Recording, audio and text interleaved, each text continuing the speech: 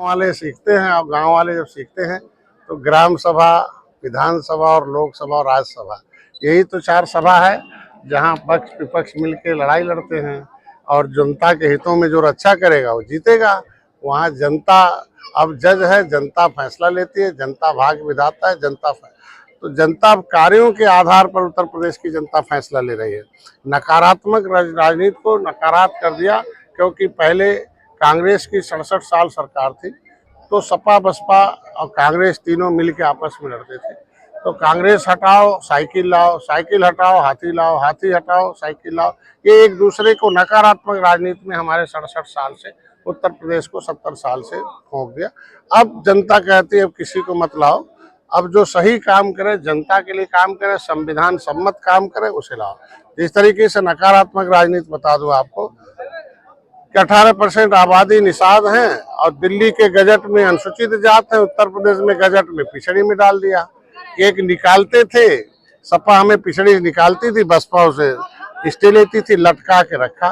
तो आज के दिन में अगर सकारात्मक राजनीति हमारी सरकार कर रही है, योगी जी ने दिल्ली में उठाते हुए थे, सदन में हमारे आरक्षण के मुद्दे, मुख्यमंत्री हुए, पहले मुख्यमंत्री 70 साल में है कि 18% निषादों की आबादी के लिए उन्होंने एक पत्र लिखा आरजीआई को, ये दिशा निर्देश जारी करो कि ये निषाद अनुसूचित में है, पिछड़े में है। और आरजीआई ने लिख के दिया कि नहीं, ये 1961 में सेंसस मैनुअल 1961 में अनुसूचित जाति की सूची में केवट मल्ला मझवार हैं। अब बताओ, सकारात्मक तो ये है ना जो सब समाज के साथ खड़ा रहे।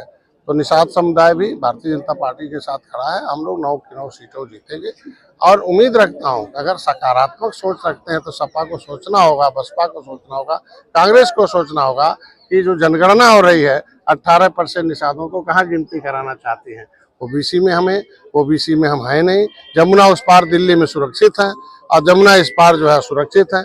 दिल्ली के रामचरित्र निषाद उत्तर प्रदेश में सुरक्षित सीट पर लड़कर सांसद हो जाएंगे और उत्तर प्रदेश के निषादों में कौन सी ऐसी कमी है कि जो संविधान का मिला हुआ हक नहीं दिया जा रहा। अब जो हक दे रही भाजपा, इसलिए अब वो हक पा रही है। भाजपा ऐसी पार्टी है जो रामचरित्र निषाद को उत्तर प्रदेश में ला के लड़ा के साबित किया कि निषाद अनुसूचित जाति का हकदार है। हम चाहते आगे भी होगा और भारतीय जनता पार्टी के साथ मछुआ समुदाय के लोग सभी लोग रहेंगे। हम 9 सीट 9 जीतेंगे, क्योंकि 9 पर कश्यप कहार धीमर रैकवार बाथम तुरहा केवट मल्ला बिन कश्यप, ये सारी उपजातियां उस पर निवास करते हैं और हर जाति हर धर्म के वर्ग के लोग बिना भेदभाव के हमारी सरकार उनके साथ खड़ी है। इसलिए सभी जाति के लोग वोट देकर फिर से जो चुनाव है उसमें हम लोग जीत दर्ज करेंगे। सर, आपकी पार्टी के द्वारा एक बैनर जारी हुआ है, ये 27 में केवनहार, इस बारे में क्या कहें? अरे त्रेता में केवनहार थे, रावण को खत्म करना था, सुग्रीव की मदद करनी थी, बाली को खत्म करना था, तो निषाद राज ने भगवान राम को गंगा पार किया। हाथी साइकिल पंजा को भी हमने अपने नाव में बैठाया, 70 साल पार किया, लेकिन उन लोगों ने समझ नहीं पाए, निषादों को उतार दिया मझधार में। अब हम लोगों ने उनको अपनी नाव से उतार दिया, तो देखो डूब रहे हैं हाथी साइकिल पंजा के लोग। तो निश्चित रूप से केवनहार है।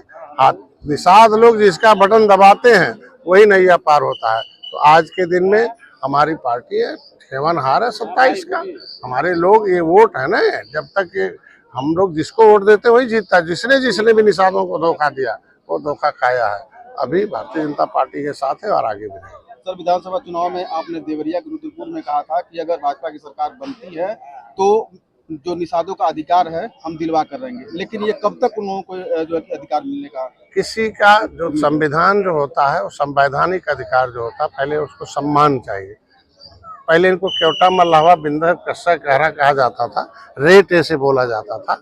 अब जब से निषाद पार्टी जय निषाद झंडा, निषाद पार्टी का डंडे में झंडा, डॉक्टर संजय उनके कैबिनेट मंत्री हैं, मोदी योगी अमित शाह योगी तक मिलते हैं, ऐसी स्थितियों में अब निषादों को सम्मान कहते हैं। अब निषाद जी कह के बुलाते हैं, कश्यप जी कह के बुलाते हैं। जी लग गया, जब जिसको जी सम्मान मिलना, सुरक्षा, ये सुरक्षित है। पिछली सरकारों में इनको डंडे बजते थे, इनके ऊपर SC/ST रखते थे, इनकी नौकरी नाम किया है। अब इनका रह गया समृद्धि, तीसरा नंबर है। तो आरक्षण से समृद्धि मिलती है।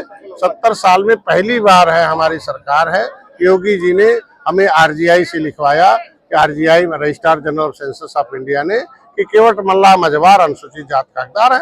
अब हम लोग गिनती कराएंगे और गिनती कराने के बाद आरक्षण भी पाएंगे और इनका अधिकार भी दिलाएंगे। सर, आप खेल कार्यक्रम में पहुंचे हुए हैं, लेकिन देवरिया में जो स्टेडियम है उसकी भी हालत बद से बदतर है और ग्रामीण इलाकों में मिनी स्टेडियम के बारे में अभी तक कोई प्रस्ताव नहीं है।